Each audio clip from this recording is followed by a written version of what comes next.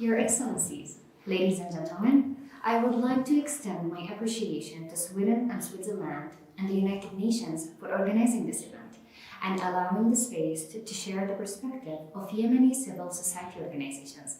Today, I'm honored to speak on behalf of civil society organizations operating in the northern parts of Yemen. For 7 years on, this conflict continues to devastate our lives.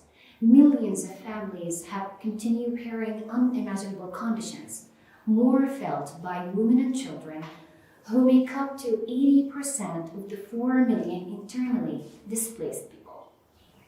Yemen was already the poorest country in the region, and the conflict has pushed poverty levels even further and stretched the ability of people to cope with the crisis. Destitution is dominant in Yemen as the economy deteriorates, disrupting lives and obstructing access to services. While over half of the families in Yemen have lost their source of income since 2015, rounds of currency devaluation and fuel crisis have increased prices of commodities essential for survival. Your funds have been vital for the continuation of life-saving aid to affected communities through the past 7 years and preventing spots of famine from surfacing. As civil society organizations working in Yemen, we were able to deliver life-saving aid to the most vulnerable communities despite the challenging context, only because of your support. We appeal to you, our donors, to urgently mobilize additional funds to address the increasing needs on the ground and sustain life-saving interventions.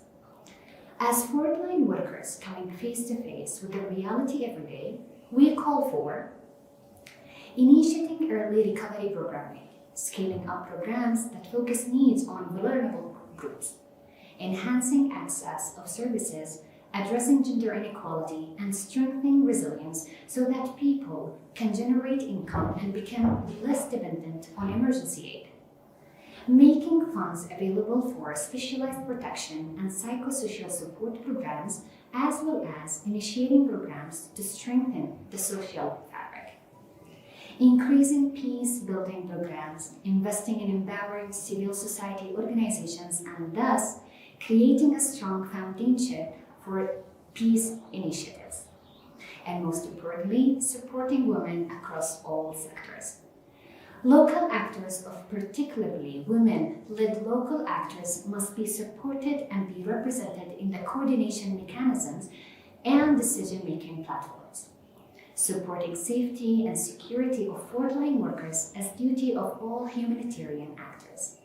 The grand bargain is considered as a great opportunity for all the humanitarian actors to jointly improve the quality of the humanitarian system and assistance efficiently via supporting localized humanitarian response. We therefore underline the need for prioritizing Yemeni civil society organizations for humanitarian funding across all sectors. According to the WFP, 50% of the wheat is imported from Ukraine and Russia. There is a need to think about the implications of the ongoing war between the two countries on food security in Yemen. Yemenis need your help more than ever, and they need it now. Thank you for listening.